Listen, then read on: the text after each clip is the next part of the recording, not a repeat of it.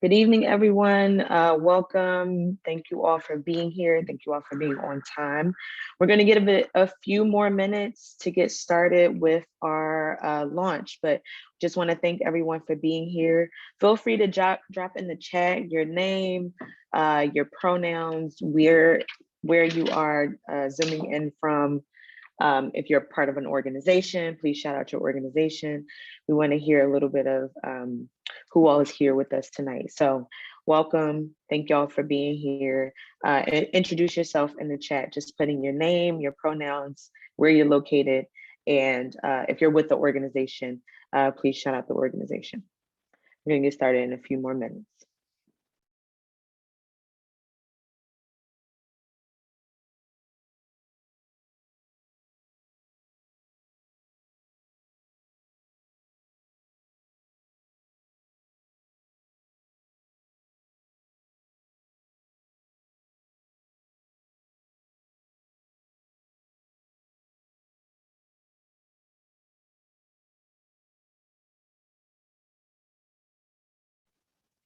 Okay, I see Jackson, Tennessee. I see Tanetta. Hey, Tanetta. I see folks from New York. Please continue to drop your name and where you're coming in from and organization in the chat. I see Knoxville in the chat. Oh, a lot of Tennessee. Okay, Tennessee. Okay, Houston. I see the South. Okay, I see the South. I see y'all.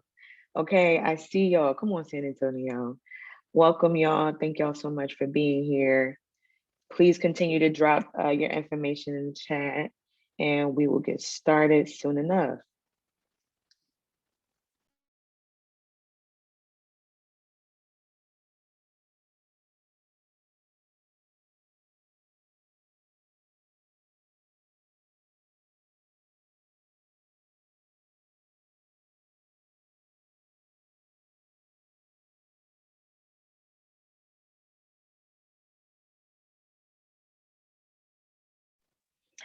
Okay, welcome everyone.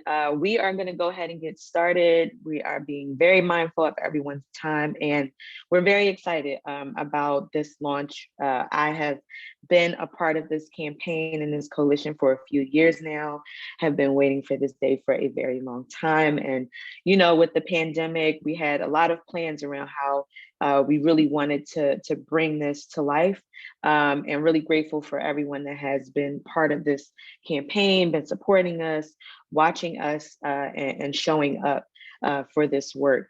We're in a particular place, you know, in this moment, in this political moment, and we have a lot of work to do. I think that if 2020 didn't teach us anything, it definitely taught us that we are the ones that need to grow and that need to build this country towards a place that is more democratic, and that is more beneficial for the well-being of us and for the well-being of this earth.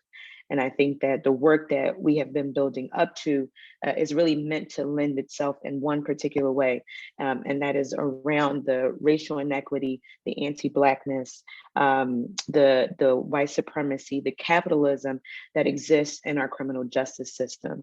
And the work that we're trying to do with the People's Coalition for Safety and Freedom is really contend with the institutional power that exists, that has criminalized us and our people for so long. And so I want to thank you all for being here. I'm honored to be the National Director of BYP 100. My name is Deatra Jackson, but everyone calls me Dee. I use she, her pronouns, and I am currently based in Chicago. And BYP 100 is a member and a steering committee member, advisory board member of the People's Coalition for Safety and Freedom. And the People's Coalition for Safety and Freedom, which we will talk about soon enough, is embarking on this huge process called the People's Process. And so tonight is our official launch, and we will talk more about the 1994 crime bill, all of its impacts, but really want to thank you all for being here. And I get the honor of being you all's host for tonight. Next slide.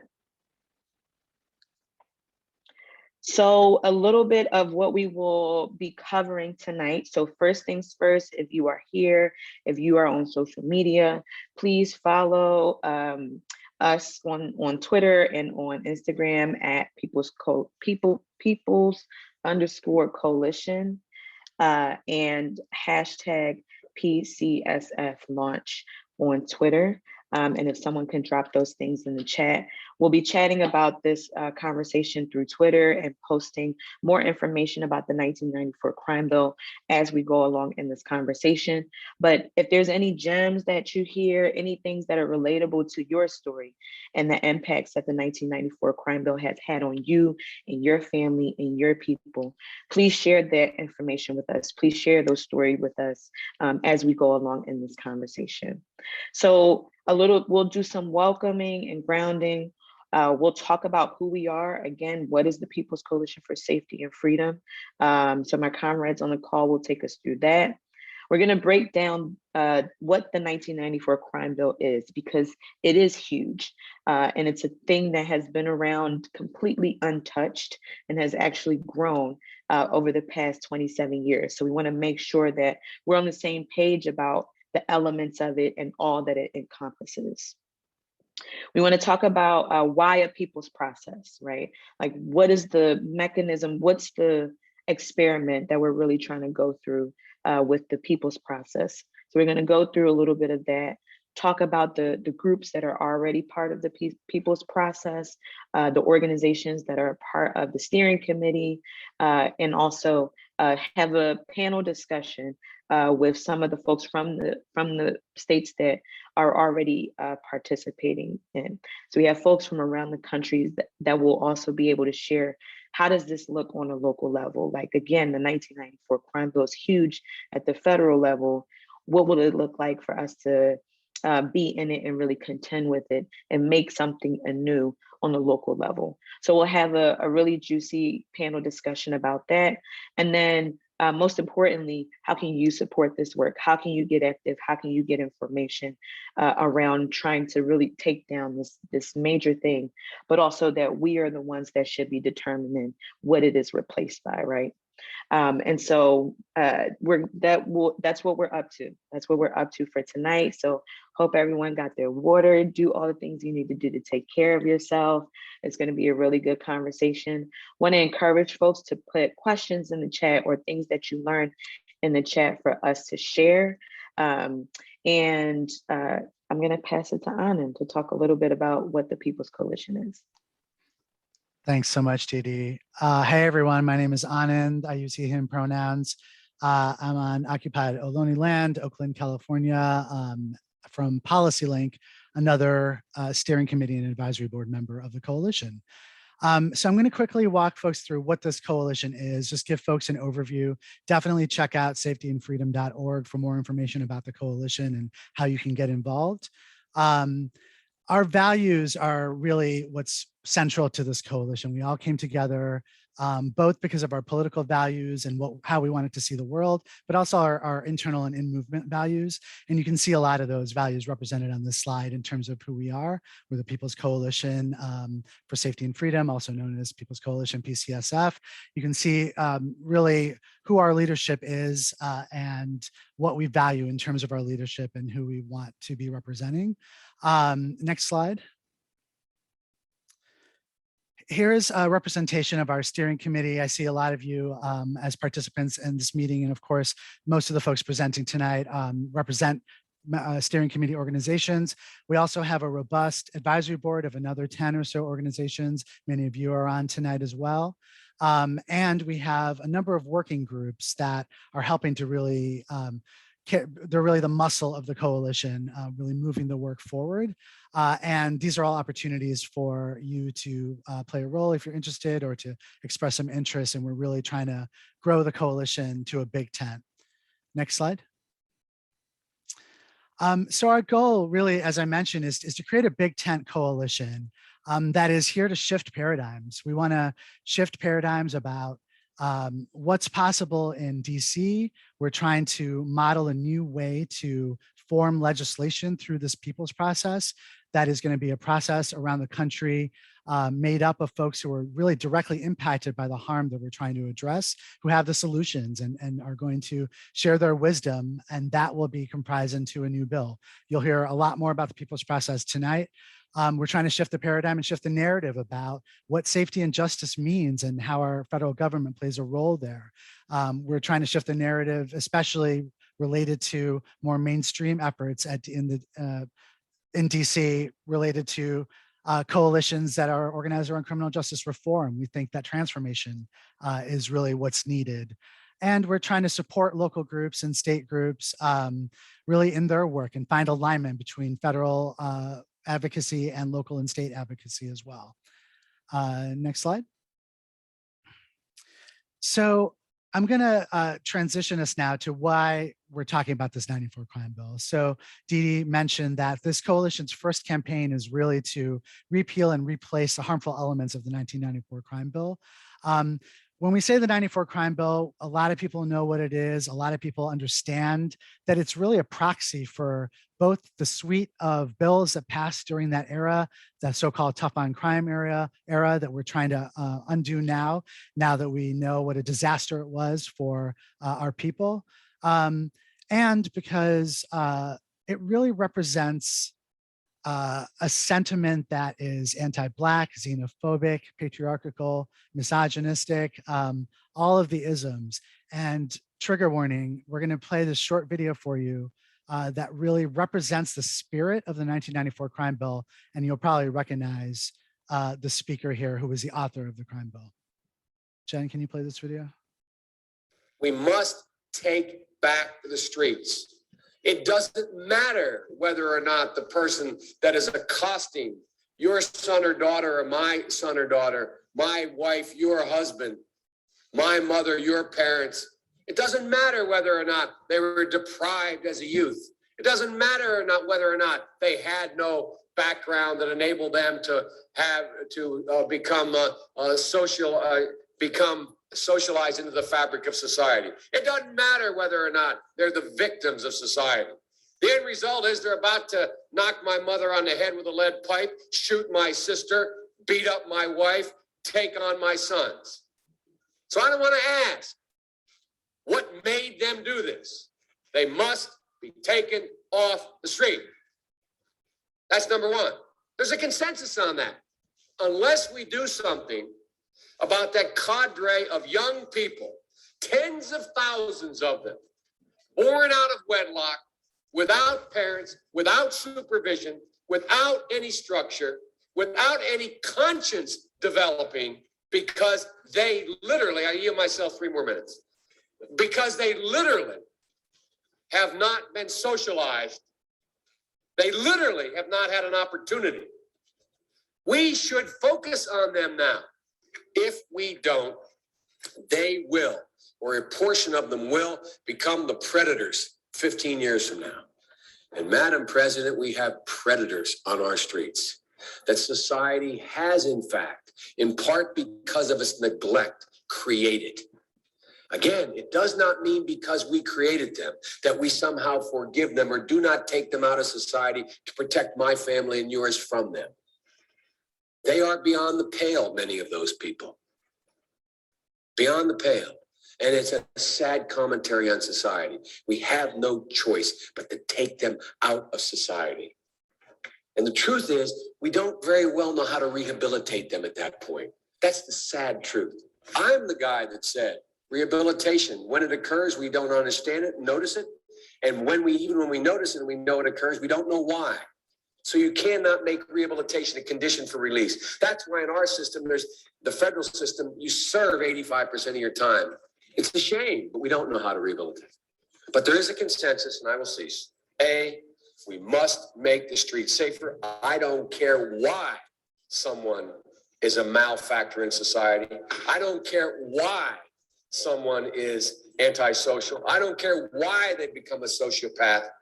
We have an obligation to cordon them off from the rest of society, try to help them, try to change the behavior. That's why we do in this bill. We have drug treatment and we have other treatments to try to deal with it, but they are in jail, away from my mother, your husband, our families. But we would be absolutely stupid as a society if we didn't recognize the condition that nurtured those folks still exist. And we must deal with that. I know that was really hard to watch. I've seen it probably dozens of times at this point, and it always hits me in the gut. We're starting here because this is what we're up against, but the rest of this webinar, we're really going to talk about our amazing plan on how to undo it and how you all can play a role. I'm going to pass it to my colleague, Sarah. We must. Hey, everyone. Hey, everyone. Sarah Mokuria here. I am with Policy Link. I use she, her pronouns. I am on the unceded territory of the Caddo and Wichita people, also known as Dallas, Texas. For those who can't see me, I'm light skinned. I have a blue blouse on with some blue earrings. And I'm about to talk about what's really beyond the pale, which is the 1994 crime bill. As Anand said, that video is so triggering in so many ways because we know we can't throw our people away. We can't throw us away. We can't cancel us. We have to create the systems. We have to create the legislation that supports us. And so to get to where we're trying to go, let's just lay out the context that helped create the toxic environment that we're in right now. So the 1994 crime bill, and I'm going to go really high level on this, but we've done a lot of webinars as a coalition, and hopefully they'll be dropped in the chat. You can find them on the website, and we'll go from there. So the 1994 crime bill, this legislation is a bipartisan ideology. So quite often, whether it is 45, 44, 43, 42, 41, it doesn't really matter which president it was, we see this ideology showing up in all of the ways that they choose to address issues in our community. So despite this legislation creating a massive increase in terms of policing and incarceration levels, we didn't see this the dramatic drop in crime with the dramatic increase of folks being incarcerated. And beyond that, most importantly, we didn't see a change in the harm that we experience in our communities, right? And so if we're talking about safety and we're talking about what makes us safe, then we need to address harm. And these bills did not actually address harm, they created more harm. So as you see on the slide, the underlying logic and narrative is that locking people up makes our communities safer. We know that that is not true. It doesn't make us safer, it actually creates more harm in our communities. The 3 strikes law, which created mandatory minimums regardless of what the crime was. So you had folks being locked up for life over petty, non safety involved incidents, misdemeanors that really, lottery tickets. Literally, people have gotten locked up for life because of these mandatory 3 strike laws for things that are not public safety concerns. So we know that dangerous police are dangerous, and militarized police are even more dangerous. Billions of dollars were allocated into the militarization of policing because of the 1994 crime bill. Ended Pell Grants for those who are in prison. So if you don't know about Pell Grants, that's a program that helps pay for college. So it ended the opportunity for any sort of educational opportunities and rehabilitative services in prison, and really focused more so on that, the language that we saw Biden just speaking around punishment, around locking people away and throwing people away. So let's go to the next slide. Y'all see I can talk a lot and we'll be here all night if I keep going at this pace. So I'm gonna speed it up a little bit. All right, so let's talk about the money. Billions with a B have been poured into the expansion of the legal punishment system. And we know that we are no safer because of it. We are actually dealing with more harm and more issues in our community because of how this money has been invested in. I didn't say it earlier, but the Violence Against Women's Act was really important. We had a really great webinar on it. If someone could drop it in the chat, that would be great. But what happened with VAWA and the money here is that money was poured into the prosecution around folks in terms of domestic violence. And instead of being victim-centered and instead of being healing-centered, it created this tension where providers weren't able to receive money unless there was a punishment aspect, a police aspect, a prosecutor aspect, a prison aspect connected. So we see that again, it funneled this money into a more oppressive, a more punishment-driven way of dealing with our society. Cops, again, this is something that is still super relevant today in terms of the invest, divest campaigns we've seen across the country. It's really hard to not only move this money out of these overbloated police budgets, but more money is coming in from the federal level that ties cities into the type of public safety investments that they could even want to make to policing only. Next slide. Next slide, please. Okay. So the war on drugs, AKA the war on us, this is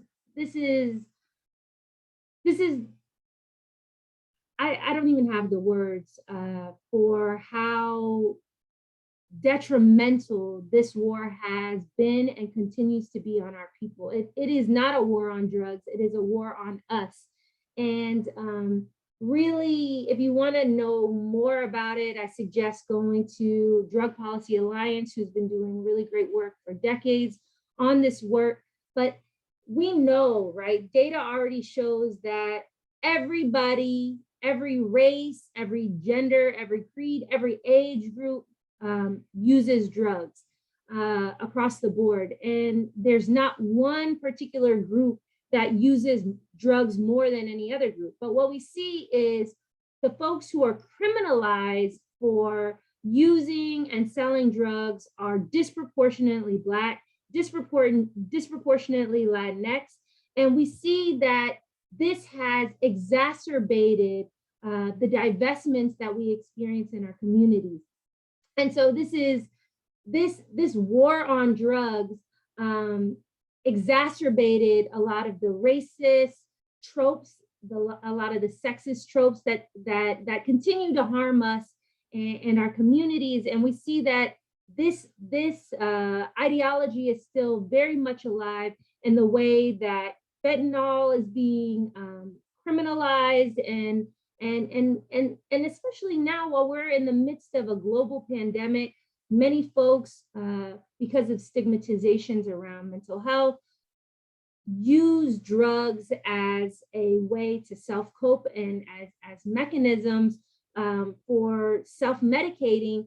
And instead of having systems that are rooted in science and compassion and care and grounded in human behavior, we have a system that perpetuates violence and crime and harm on our people, and it has a compounded there's a compounded interest across generations of what it does to us. So you see some of the main players here. They don't look like me, they don't look like y'all, and we need to really abolish this type of ideology, this type of approach to issues in our communities. Next slide, please. So again, the 90s, you know, we see a lot of the 90s trends coming back, roller skates, roller blades, you know, the style, the shows. There's a lot of nostalgia that comes with the 90s, but also not only are we experiencing the nostalgia of all the wonderful things, we're also experiencing still all the trauma, all of the problems that these 90s legislation created. And so, you know, one of the biggest ones that still we're dealing with every day, you see it in the news, is this this shift of immigration being criminalized, right? So this idea that folks who are doing something which is every species on this planet is migratory. And so when we see folks migrating and moving across borders, it was really in the 90s where we see this aggressive change in taking something that is a natural phenomenon across all species and criminalizing folks who are seeking asylum, who are seeking entry into this country via immigration. The other thing that we see is a shrinking and a reduction of the social safety nets, and really, again, creating this tightness, these racist and sexist tropes around welfare and around utilizing social safety nets, right? And we know that all subsidies, all subsidies from the government are not racialized and deal with these sexist tropes, but generally poor folks, Black folks, brown folks, right?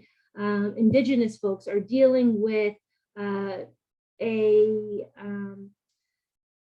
push against the utilization of social safety nets, which are necessary parts of living in society. So next slide, please. So overall, all that I've been saying, right, the 94 crime bill is really a driver of mass incarceration, and I would say one of the foundational pieces of what has created all the things that we're fighting against today. Billions of dollars were put into prisons, policing, militarization, all the metal detectors we see in schools, all the cops that we see in schools. All of these things were brought about by the suite of bills. So we see that our identities were criminalized, our struggles were criminalized, right?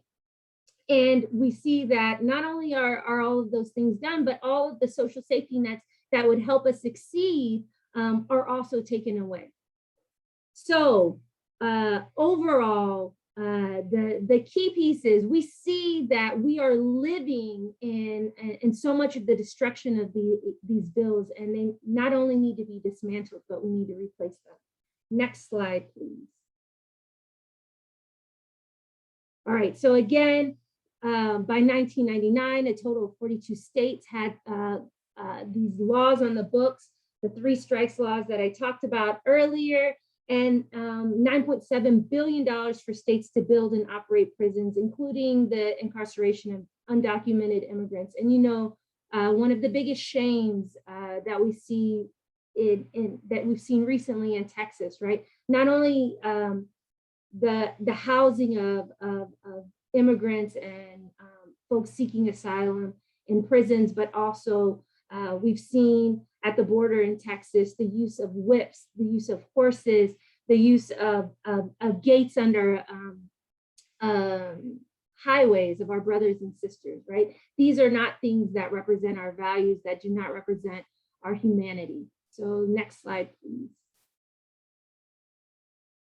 So all of that to say, we know what we are up against, we've been living it, and we desperately need something different. So I'm going to pass it to Marbury to talk about where we can go from here. Thank you so much, Sarah, and hello, everybody. My name is Marbury.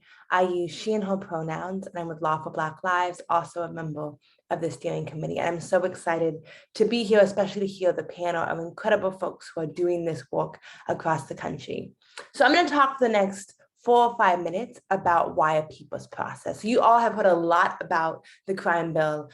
Many of you already know, sometimes even firsthand, the incredible harms and violence of this bill. But this coalition was interested not only in treating those symptoms and really addressing and trying to redress the ways the 94 crime bill has destroyed our communities, but also to dig deeper, to get at the roots. Because the truth is that the man on that video is now our president. And the same people keep coming up with the same bad solutions to the same problems that don't impact them. And the reality of that, the impact is that all communities, all families, all people are harmed, are caged, are killed because of it.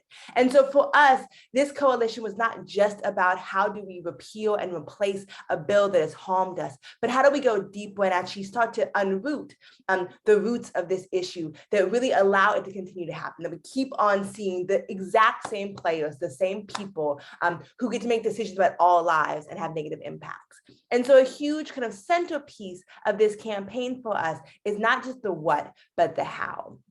And so the reality is the 94 crime bill, as are all the bills that Sarah went through, were the product of a process that excludes the folks who are most impacted. It's a process that has the same repeat players who are often police unions, big money corporations, folks with interests that really profit off of our suffering. And that the processes leave behind the folks who actually are the most impacted, who have to live the consequences of these laws, who have to live the everyday realities that they create. And so it's no coincidence, and it's not in any ways irrational, that in fact, when the same people who have no actual lived experience in these issues make the solutions, and they keep on getting it wrong, and they have no cost to that when they have the wrong solution, when they lock up tens of thousands of our people, there is no consequence for them or their families. And so why would they get it right? And so for us, a centerpiece of this campaign is saying, not only do we reject those policies, we reject the way that democracy works that allows you to keep on having bad results and being unaccountable for them. And so we, as a group, came up with the idea of a people's process.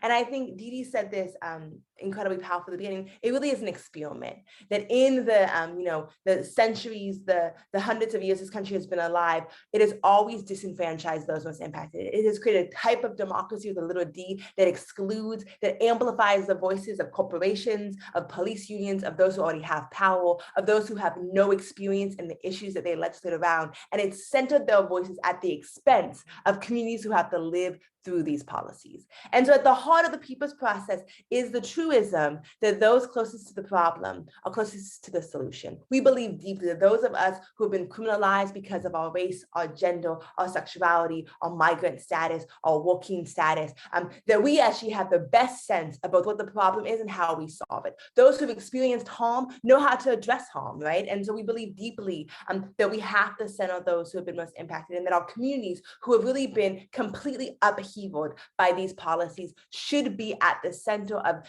thinking about identifying new solutions to these policies. And so the people's process is about devising different processes, creating different infrastructures that allows us to center the voices and the communities of folks who have had to live and suffer through the 94 crime bill and its cruelties. And so for us, that actually means completely kind of imploding and exploding the idea of democracy. That in the democracy we live inside of, with leaders are not accountable to us after we elect them, that laws are made inside of a black box, often in a language that we don't even understand. The crime bill is hundreds of pages, and it's impossible to dissect without legal degrees and specialists and all of that. And we are the specialists. And so this process about how do we actually engage in a participatory process that centers folks who have lived the experiences, who are experts in this experience, and put it in a language that's for us, accessible to us, and that we can actually shift and build power through that. And so the people's process is really focused on figuring out how to create, model, and experiment with, and then document different ways of making laws together.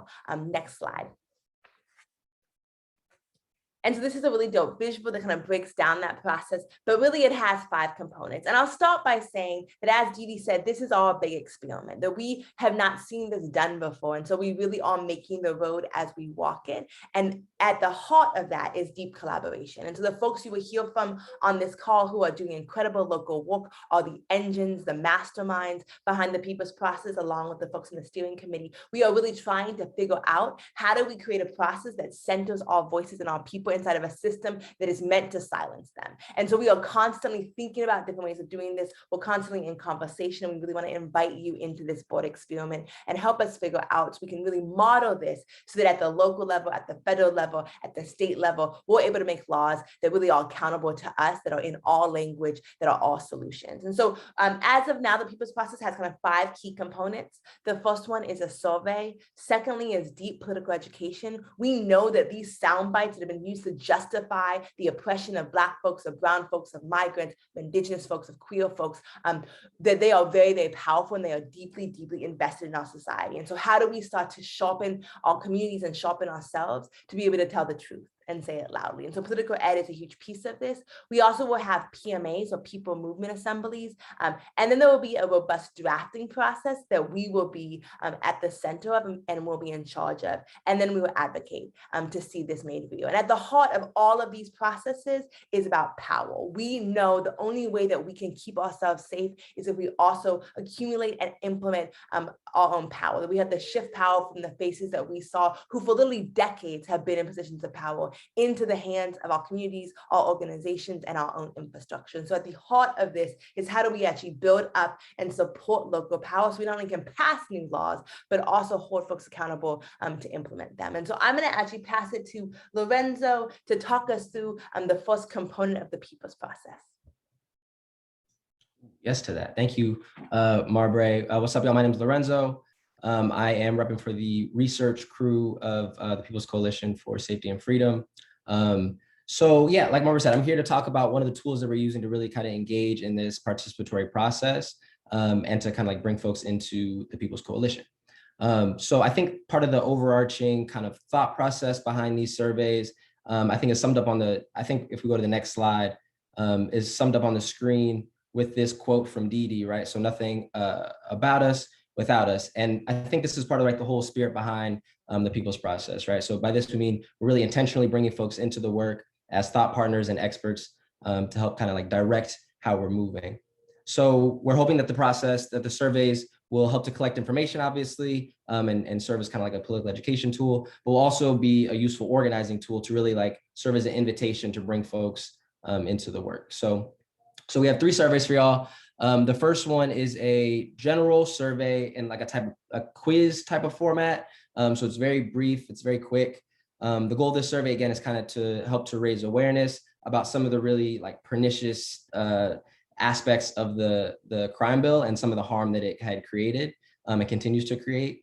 And again, we want to also have this be a situation where we're using this as a tool to bring folks in to the work and to help to like co-create and co-imagine what safety looks like beyond policing and prisons. So the second survey we have here is the base building survey. And so this is a survey that we're creating in conjunction with our local partners, that we're creating and conducting alongside our local partners. And this is going to be a little bit longer. And so this is going to go into a lot of the details of what was like the local impact of the crime bill. What did it actually kind of look like in local communities? What new investments in safety would folks like to see in their local communities? So this is a little bit more in depth of a survey. It's a little bit longer and a little bit more localized and focused. And then the last one that we have here is for our folks inside, right? Our folks incarcerated, currently incarcerated. So this survey will focus mostly on asking our folks, you know, how do they understand the harms of policing in prisons, policing and caging, that the crime bill really helped to proliferate. Again, it's also going to be an opportunity to ask our folks, what new investments would they like to see? What would safety look like? What would have been, or what is a good new investment to help create and foster more safe and thriving and healthy communities that we all deserve to live in? So those are the 3 surveys. I think that we'll be sending out the general one around today. The first survey that I talked about, that's a quick kind of quiz type format. So definitely encourage y'all to take that, to share it out on the social, send it to your people, and all of that. So I will pass it to Kamau next to talk about another component. So thanks, Lorenzo. Peace, everybody. My name is Kamau Butcher. I use he, him pronouns. I work as coordinator for People's Coalition for Safety and Freedom, based in Brooklyn, New York. I'm deeply, deeply grateful to be sharing this space with you all. We've put a lot of work into preparing for this night and for what the next couple of months are going to look like. So I'm really excited to share this with you all. It'll be dope if we go to the next slide. So I'm going to talk a little bit about the political education aspect of the People's Movement Assemblies and the People's Process. So political education is a core component of good organizing, and it's a vital piece of the People's Process. So we're working in collaboration with the Center for Political Education to develop a 4-piece curriculum that will be implementing with the different partner organizations across the country that we're going to hear from a little bit later on tonight. And the different pieces of that are listed here in this slide. So we're going to talk through, the prison industrial complex, understanding how the crime bill happened, exploring a little deeply what we've been talking through tonight. What is the process by which a bill is made? And back in the early 90s, what was the rhetoric and the political environment that led to the outcomes that we had? And understanding as well the history of policing in this country and how it's evolved over time and expanded over time. We're going to talk through civics and government, Schoolhouse Rock style, only a bill. How do bills pass? What are the mechanics of it? It's a really technical process, a really exclusive process that we're trying to undermine in as many ways as we can. So understanding how it works now is going to be a vital component of that. Talking through participatory democracy, right? What does it look like? How do we practice making decisions together at scale? And what does it look like? What are positive examples that we can use as reference points to inform our work? And then lastly, talking through safety, right? Like if we had the choice and we could take policing off the table, but take their money with us to create safety, what would we do with it? How would we create it? How would we maintain it? So those are like the 4 components of the poly ed that we want to implement. We're really excited to share it with you all because we think it's a vital component of doing this work. With that, I'm going to pass it off to Sarah. Thanks, y'all.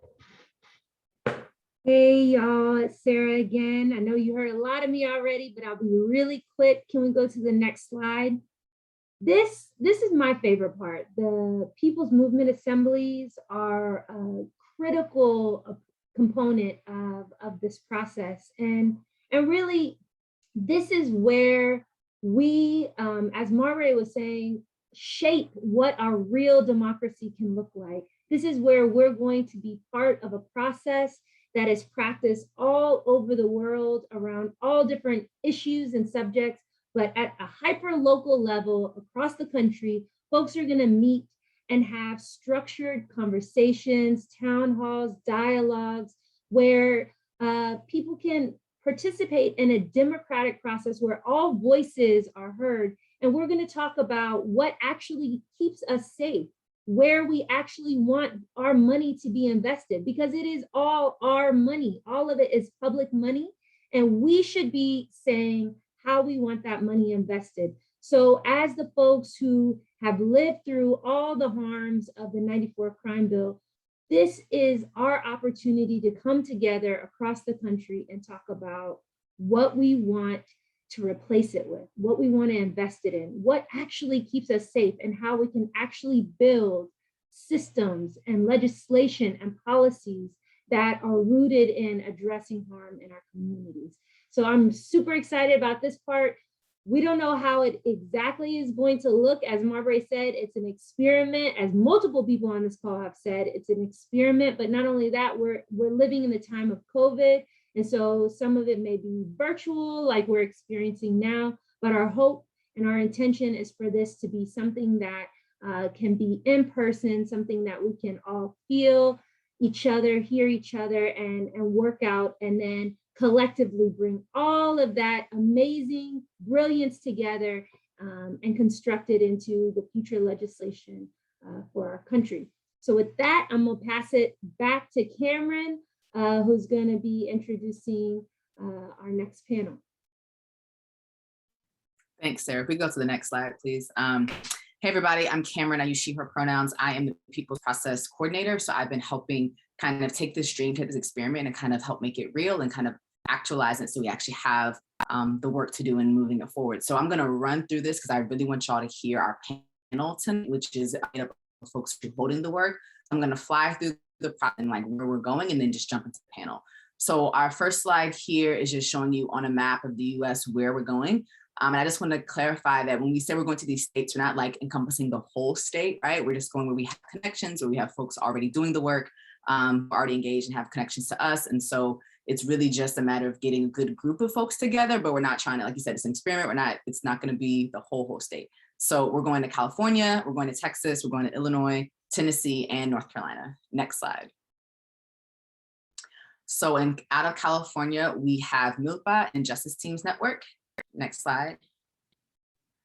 Illinois is Illinois Alliance for Reentry and Justice and Free. Next slide. Out of North Carolina, we have BYP 100, NC Block, NC SPAN, Durham Beyond Policing, Center for Resilient Individuals, Families, and Communities, and Community Partnership. Next slide. Out of Texas, we have this Organizing Project and All of Us or None. And also shout out to them because I know they're doing a in-person like watch party right now. So shout out to the folks who are tuning in live from there.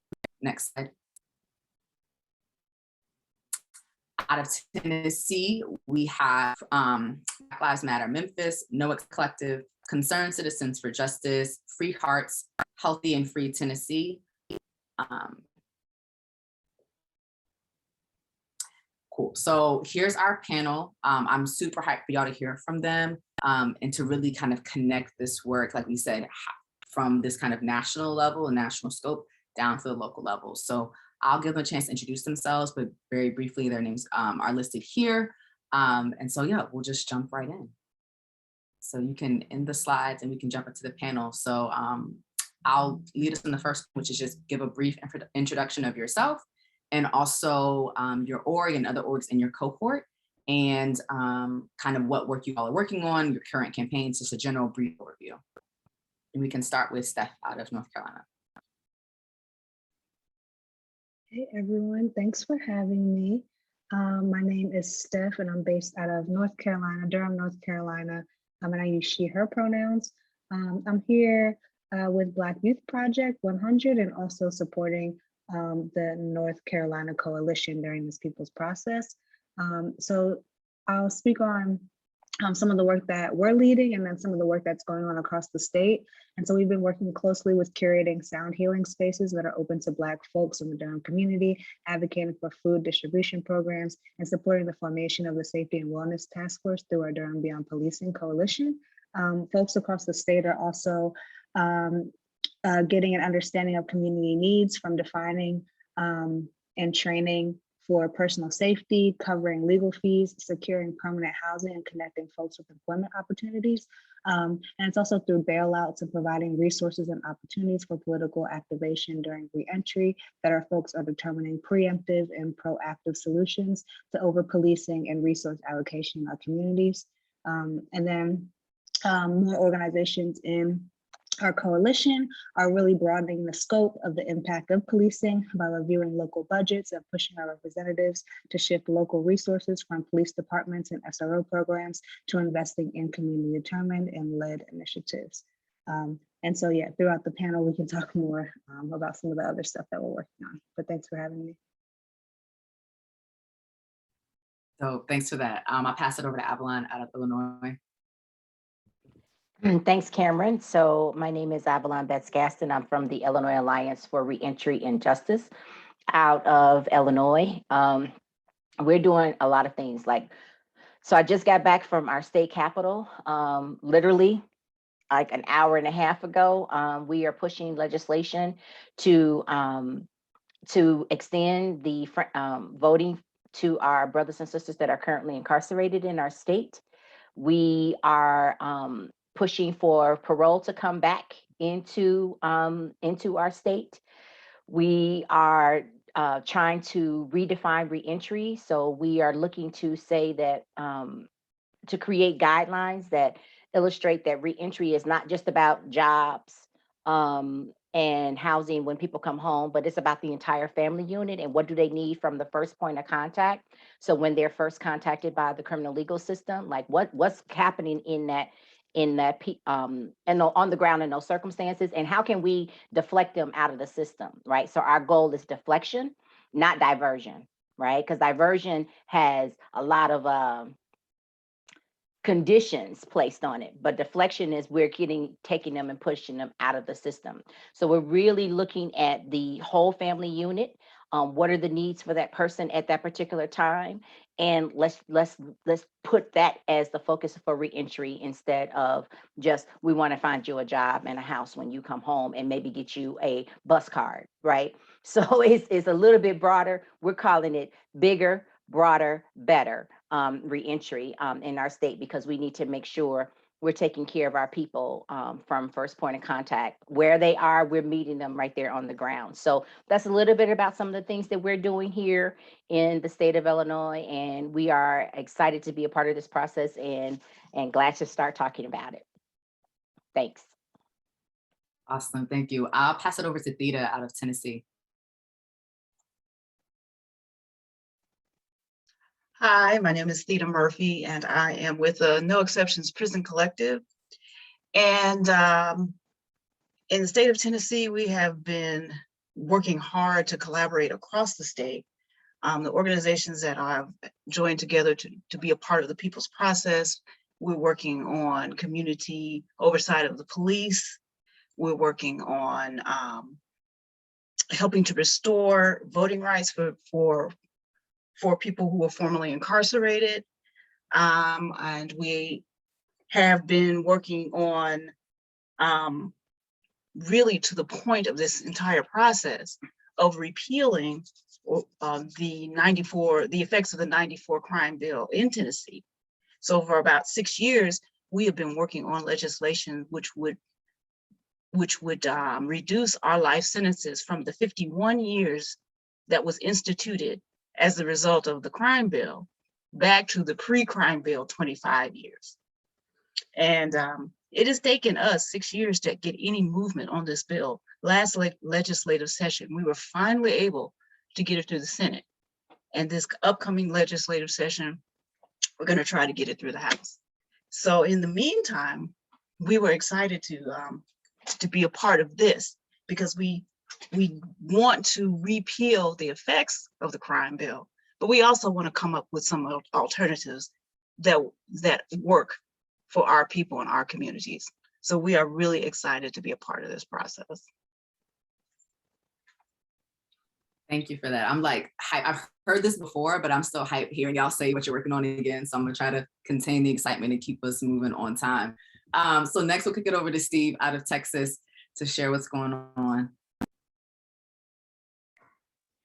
Hello, everybody. My name is Steven Huerta. I am in Texas. We're working with the Texas Organizing Project, Big Homie Street Mentoring, the Voices of Our Veterans, and other groups that are coming in. We have a lot of different programs that we do, but I'm going to take the opportunity to introduce you about our 1,000 Voices campaign, which is the nation's largest verifiable voting database, where we went from 9% voter turnout to over 33%. The only place in the country where we turn out over 100,000 confirmed justice impacted and formerly incarcerated voters. In the last city council election just 4 months ago, we turned out over 67,000 people with records who came out and voted. And it's called the 1,000 Voices campaign. That's what we're working on here in Texas, because it's really important about being a part of that participatory democracy and being a part of the people's process. We are happy to be a part of the people's process. Everything we do is about the process of the people. And so we're here to make sure that we address everything from out of control policing to separation of families. And there's so many things to talk about, but I think I will let you know that the most important thing for us is that we're building the largest electoral base, and we hope to move over 250,000 justice impacted voters in Texas in this next coming election in 2022. We love to see it, love to see it. So last but not least, I'll kick it over to our California cohort, Shonique, to kick us off.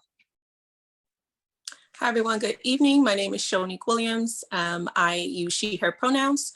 The organization that I work for is Dignity and Power Now, also known as DPN, based out of Southern California, Los Angeles County specifically. I am the statewide organizer there, so I work on statewide legislation, but as well as on a national level, sometimes local level as well. A lot of projects I'm working on, but the main two that I wanted to highlight for purposes of this call is one, that's my newer project is Decarcerate CRDF. CRDF is the Century Regional Detention Facility. It's a women's facility based out of the city of Linwood. With the decarceration of that, my campaign, my goal is to seek alternative programmings. So that would look like probation where able, house arrest, drug treatment facilities, things of that nature. But I say that very lightly because I am a very diehard abolitionist. So I do not care for nor agree with the current criminal justice program that we have. So the overall goal for me, the overall desire is to look to alternative programs overall in terms of incarceration of any kind to any folks. The other project that I'm very proud of that I'm currently working on is the California Abolition Act, which is ending involuntary servitude in the state of California. So really excited about that. To follow along with that, you can look into endslaveryInCalifornia.org. So very, very much so excited leading that work. It's also known as ACA 3. That's been led by one of our senators here, Senator Kamlager. And it's a great space, pleasure to be here. And that's it for me.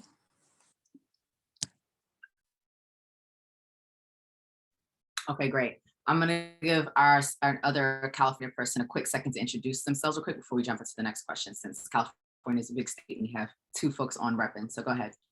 Yeah, gracias, Cameron. What's up, y'all? Shout out to these amazing panelists. I just want to highlight y'all's great work. I think my name's Bernie Gomez, pronouns he, him, él, yo, bro, carnal, anything cool like that, I work for MILPA, stands for Motivating Individual Leadership for Public Advancement. And I think I just want a quick highlight is the work that we're doing is locally and statewide is really around the budgets, around the SROs, trying to bring in more resources into our communities that have been defunded because of the 94 crime bill, right? Because of all these policies and practices that are being put in place, but also challenging that narrative that police and prisons actually, keep our communities safe, or that there is a solution, right, to the problems that are affecting our communities, our families, ourselves. As a formerly incarcerated individual, right, I understand these impacts. And, MILPA is first and foremost led by formerly incarcerated system individuals. So I heard someone say, those that are closest to the problem, closest to solution, that's true. We have that little experience, all that stuff. So, but,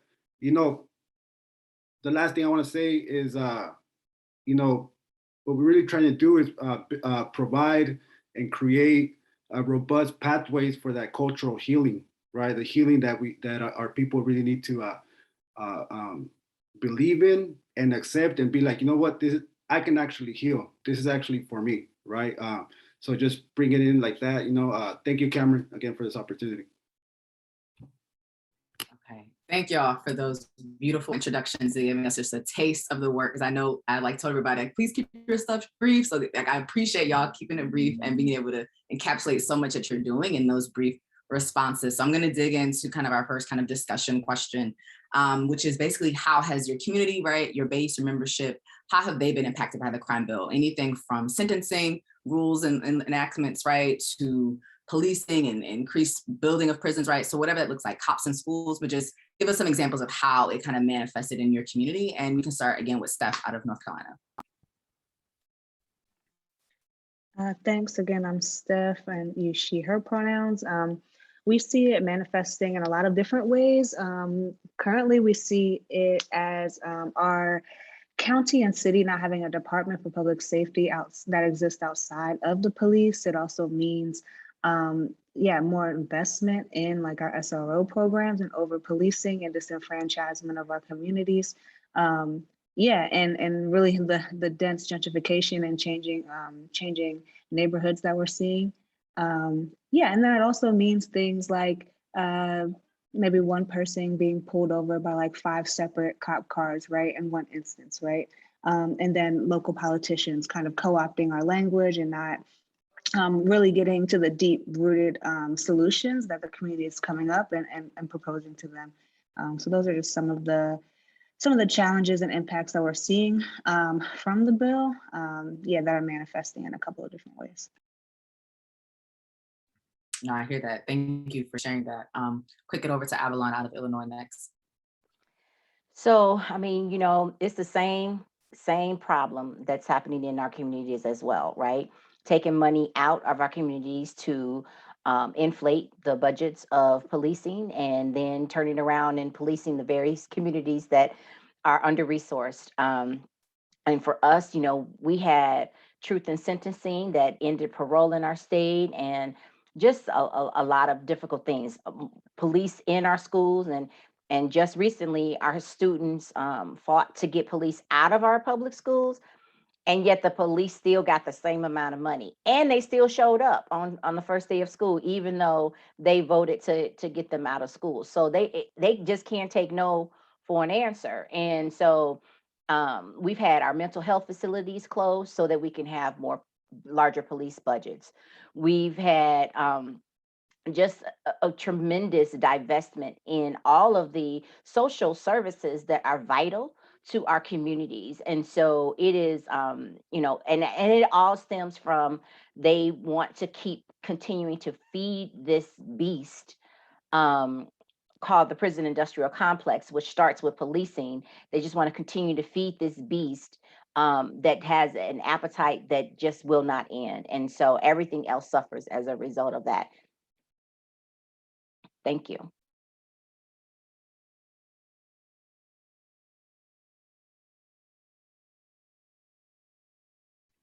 Theda, you can go ahead. I'm next, right? Yeah. How San Antonio has been impacted by the '94 crime bill.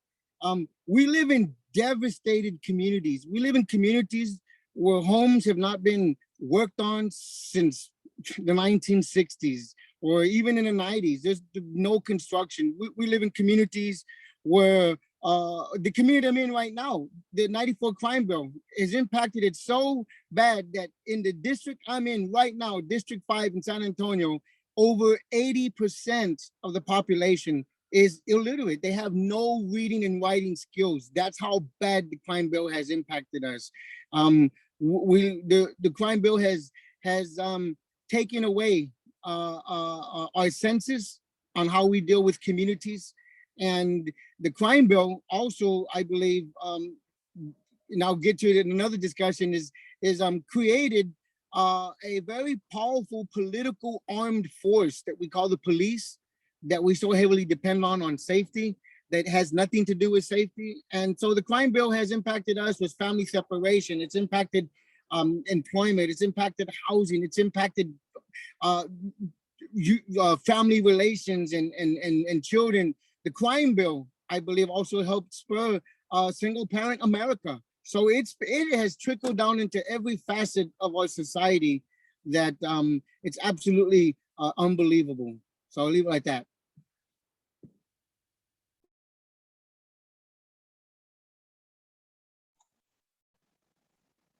Okay. Where can I start with how the crime bill has impacted Tennessee?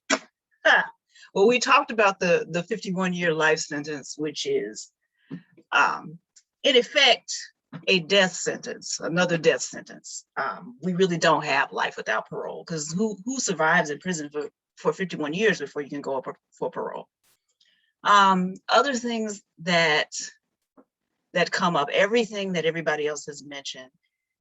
There was a zip code in North Nashville, 37208, that had the highest incarceration rate in the nation in the early 2000s. And this week, we got the results of the census. And we are seeing that the Black community in Nashville has declined significantly through displacement, through gentrification, through mass incarceration.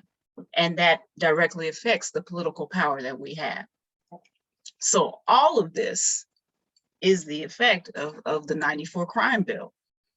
And the last thing I want to say is that Tennessee is the home of Core Civic, an organization, the private prison organization that got started in the mid-90s because they saw the business opportunity of trafficking in human bodies and profiting off people's pain. So all of these things are the result of the 94 crime bill, you know, and we are positioned to change that now.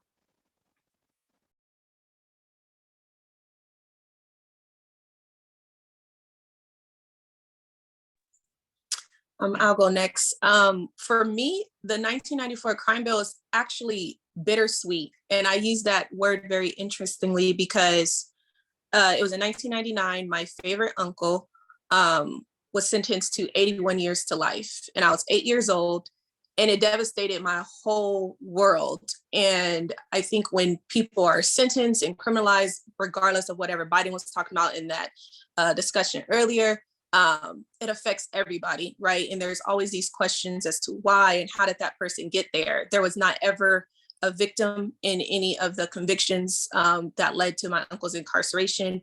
It was ultimately under the 3 strikes law. And I didn't understand that as a kid because I forget how old he was at the time, but he was 20-something years old. And I remember I calculated it in my little 8-year-old mind. I was like, but you're going to be 100 and blah, blah, blah. Like, you're going to be dead. Like, and it just made zero sense to me because it was like, why would you sentence somebody to an amount of time that they can't even physically serve, right? So in my little child mind, I was like, I'm going to break you out of jail. I'm going to break you out of prison. And my uncle's like, you know what? No, like, that's not how you do this. You're going to have to fight the system with your books, you know, put your fist down, fight with your books. I know I taught you how to fight, but fight with your books. And that stuck with me from, you know, at the age of 8 years old. So I made it my intention my entire life to become a criminal defense attorney. And that was my agenda. That was my plight. I very much so wanted to be a part of, you know, whatever it took for my uncle to get justice. At the time, I didn't think about the whole system. I didn't think about everyone within it. I just knew that my uncle was in there and he had to come home because I missed him. Ultimately, I didn't go into criminal defense. I stepped into the role of advocacy, policy writing, and things of that nature, which I think is more powerful than criminal justice, lawyers, but that's just my opinion. And it's been bittersweet. And I use the word bittersweet because he's home now under a bill that California enacted and passed called the Prop 47. And so he came home October of 2020, October of last year. And I was so excited to tell him about the launch. And he knows all the work that I do, but I was very, very excited because his health declined very badly while he was incarcerated, you know, and I honestly used to cry at times because I thought my uncle was going to die in prison and I thought I was never going to get to see him again. I didn't see him from 1999 all the way into 2020. So that was very devastating. So when I think about how this crime bill has impacted the families, that's just the most horrific story for me. It's impacted my family in a lot of ways. It's impacted me personally, but that to me, it's just like, we don't think about the harm that does to the families. He had a child that was under the age of 3. You know, he missed out on the role of, you know, being a father to his son. And of course, then America turn around and say that Black men are absent in the role of their kids.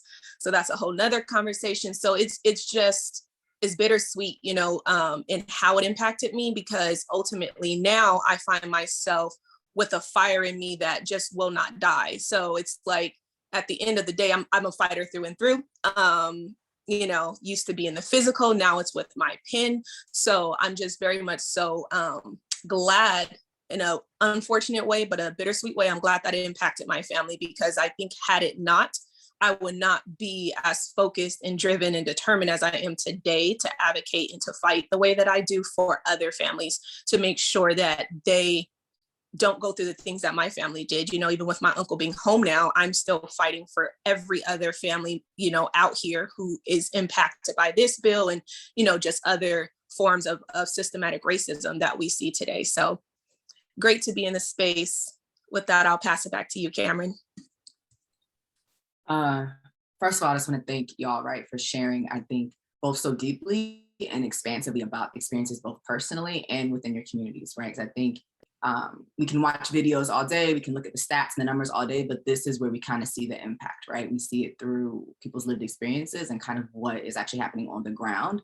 So I just want to thank you all for sharing that firstly, but also want to pull out, right, the ways that from each of these states it's different but similar, right? And that the family unit is impacted, the community unit is impacted, right? It's a trickle down impact. So I just wanted to highlight that for our audience as well. Like it wasn't just a one-off or two-off thing, like this is really pervasive.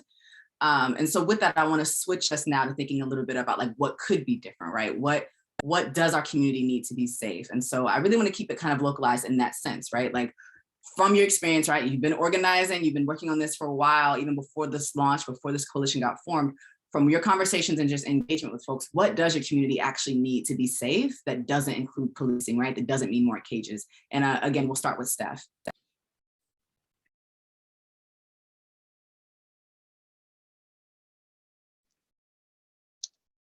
So yeah, our communities need cops out of schools. We need people that are going to represent us in local government that's going to push for what the community is actually asking for. We need to reach out to our neighbors, right, and get to know them and figure out our own forms of safety and community. And we also need some of our basic necessities like permanent housing, food security, and employment, right? So we can continue to take care and get the health care that we need during the pandemic. So those are just some things that I could think of. Were you popping it to me, Cameron? So I just feel like we need investment, like a massive investment in our communities. Our children need access to clean air and clean water, right? Like we know about the Benton Harbors of the world. Well, it's not just Benton Harbor. We have stuff on the south side of Chicago where kids are growing up without clean air. So we need some of the basics: clean air, clean water, stable housing, livable wages, right? So that people can, and then access to healthcare, including mental health care, that's not tied to your employment. So that I can get it regardless where I'm working, I can access it. And then we always need to make sure that we're embracing and looking at the family unit. We have to stop looking at this in these individualized bases. Like we do this in community, and we have to make sure that what we do is, as we bring those resources to our community, that we're actually looking at what does the whole community need on the micro and the macro level. But we really need to just get a good foundation and then build from there. But definitely starting with reducing the police budgets and getting cops out of schools.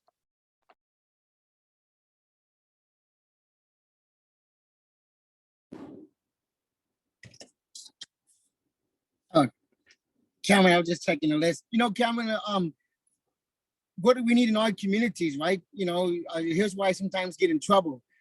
But one of the things I can tell you to give you a tangible idea, like here in Texas, if you get out of the system and then you try to seek housing or food stamp assistance, and you do get it by chance, as soon as you get a job, they take it away. So we need to remove laws that restrict financial security and growth that are part of our social services mechanism. We need to ensure that we educate fathers in a different way, because we've been absent from the home because of the criminal justice system. We need to be schools. We need to change rules where schools call dads and also moms, not just moms, right? We need to actually begin to realistically address the war on drugs as a major health crisis and tap into the medical resources of the United States. And so many social services and drug counselors who are unemployed went to college and serving me at McDonald's when they should be helping people in the community recover from their addictions. And that's how you fight crime. Those are alternatives to policing, right? We can't expect to achieve public safety at the end of a gun, because it is at the end of a gun we seem to be running from. So you can't throw another gun at the problem. We have to figure out a way how we humanize what we're trying to do. So we need access to employment. We need housing. We need access to our children. And we need common sense sentencing, for crying out loud. If I get arrested for a $10 bag of cocaine, and I did, they wanted to give me 5 years. Are you kidding me? That's like hundreds of $1,000s gone to waste when I could have just, and I got better just going through treatment. The point I'm trying to make is that we need to redefine what crime is in America.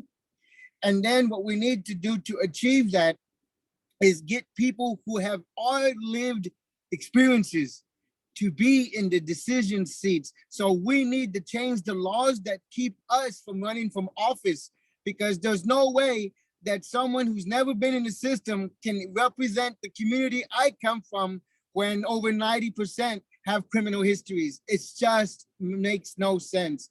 And I'll stop with this, Cameron. The other thing we need to realize is this. We are living under laws that were created 40, 50 years ago. Some of our parents didn't even have a say in these laws. So if today's generation wants a better, brighter future for them, a future that takes into consideration in the law their present day situation, then we'll never get out of this. We're gonna be stuck, and we're gonna be stuck and stuck and stuck. We're in quicksand, but the People's Launch has put a rocket. We're pulling out, people. We're flying out of it. The People's Launch is here. We're gonna do this. And that's a promise. It's a guarantee, and you can take that to the bank.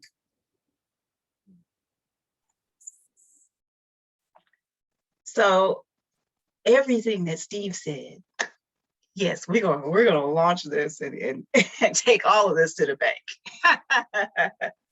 And you know, in Nashville, we're working on community-based solutions like guaranteed basic income and violence interruption programs. We have to come up with things, and the people have the ideas. People have the ideas. We just have to make sure that those ideas get implemented. And so we have to go and face off with our elected officials so that they don't interfere with what the people are doing. Because the people are coming up with solutions. We are moving to implement them, and they just need to get out of the way. There was something else I wanted to say, but I lost my track of mine. But yes, fully resourced communities are safe communities. Having schools, having parks, having mental access to all health, those are safe communities. That's what safety is. And we have to get people to start talking about safety in a different way, because police, anything that comes out of any institution that derives from slave patrols is not about public safety, and it never will be and cannot be reformed. Yeah, I appreciate, I like what I'm hearing. I appreciate everybody, you know, y'all's vision, right? Y'all's words and stuff. And Steve, you know, I'll take it a little step further. You know, we're actually living under a constitution that wasn't meant for people of color, right? To support people of color. You know, it's like, but this stuff is real, you know what I'm saying? Like, but I think locally for me is one, we need an equitable budget that reflects community values, right? Addressing the root causes, you know, of poverty, you know, with education, home, right, jobs with benefits, good benefits, right? Things that are actually going to create upward mobility for people and create better, you know, good self-esteem. You know, it's like if a child has a home, shows up to school a little better, right? If the parents have good jobs and stuff, you know, the relationships are better. You know, it's like there's just so much. So many components to this, right? And again, I think for me, is one of the biggest components of the resources that I believe that, at least for the community that I come from, is the ability to recognize internal racism, right? And what does that mean, and how does that project onto the community, and how the community is cannibalizing itself, right? But I think right now we're seeing a shift, right? We're seeing people's consciousness, right, starting to spark. We're seeing that ancestral rage and spirit coming alive, you know, And that's what, and this is what it's about, I mean, people coming together, collaborating with other folks, doing the work, cross-cultural, intergenerational, right? Addressing those traumas, so, but I'm gonna leave it at that. And, those resources, I think this is what this process is actually gonna provide us with a better direction as to like, what do the people want, right? What do the people want to see, so thank you. Thanks, y'all. No, I love the energy. I love the excitement, right? Because we can do this and we're all going to do this. And we're doing this now. So I really am just grateful. I can't thank y'all enough. So we are cutting it short on time. So I'm going to ask y'all to answer this next question, one sentence tops, because I want to make sure we get out of here on time. So what is one thing you hope results from the people's process? Just one thing. I know we want lots of things, but just name one thing you really want to see happen. And we'll start with Steph. So I want to see young Black people encouraged to connect with their neighbors and with each other and feel empowered to make an impact on a federal level through a collaborative and community-based approach. I want to see us control the paper. I want to see us control the money. We say where that money's going to be spent and who gets to spend it in our communities. Show me the money. What do we want? I'm gonna tell you one sentence. Formerly incarcerated people who've been locked up in jail and in prison in Texas will write this new bill, and we will get it across Congress, and we will do it with you side by side all the way to the end. We're gonna show everybody how it should be done and that it can be done. Yeah, 3 things. Building relationships, movement efficacy, right? And ganas, that will to just keep fighting, that will, all that stuff, so thank you. Thank y'all so much. And we did it right on time. So I really appreciate that too. I'm loving the energy, loving the goals for output. So again, just can't thank y'all enough for being here tonight and sharing your wisdom and your insight. I'm going to kick it over to Kamalu to kind of wrap us up and give us some next steps.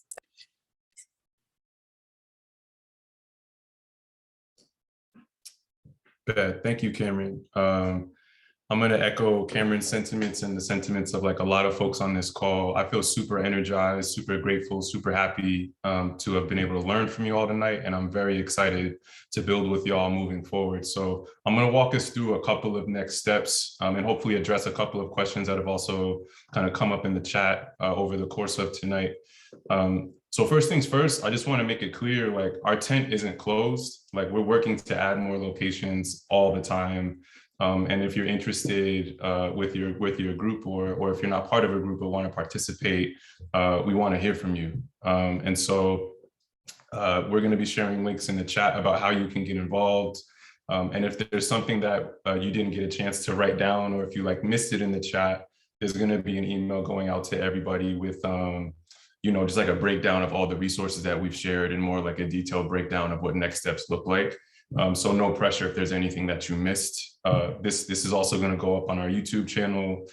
So plenty more opportunities to engage with us moving forward. So with that said, just going to talk us through a couple of easier next steps. First and foremost, Lorenzo mentioned this a little bit earlier. We have our survey.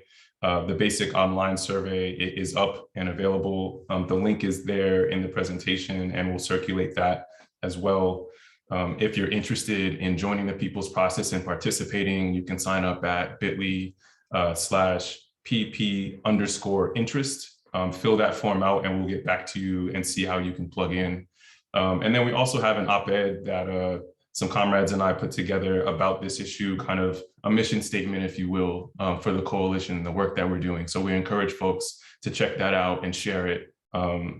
There's a lot in there that kind of breaks down a lot of what we talked through tonight and highlights even more work from other organizations that we're in partnership with that are doing this really important, exciting experimental work around alternatives for safety in their communities. So please check that out. Next slide, please. Finally, just want to encourage folks to, get plugged in. We've mentioned it a couple of times tonight. Our website is there, safetyandfreedom.org. All of our social accounts are here as well. Peoples_Coalition on Instagram, on Facebook, on Twitter. We also have the YouTube channel where this recording will be up over the next couple of days, and you can check out other webinars that go into more depth on other topics that we've explored and covered that are pieces of the crime bill in previous webinars in the past. So please check that out as well and share it with all your folks. I'm going to wrap us here now. Again, I just want to say thank you so much to everybody that was able to join us. Our panelists, our organizers around the country. I'm super excited to throw down with y'all. I also want to give a shout out to Jen for always holding us down with our tech. And we're really excited to see what comes next with everybody that's been on this call tonight and that's viewing us. So thanks everybody so much. Take care, stay safe, and we'll talk to you soon.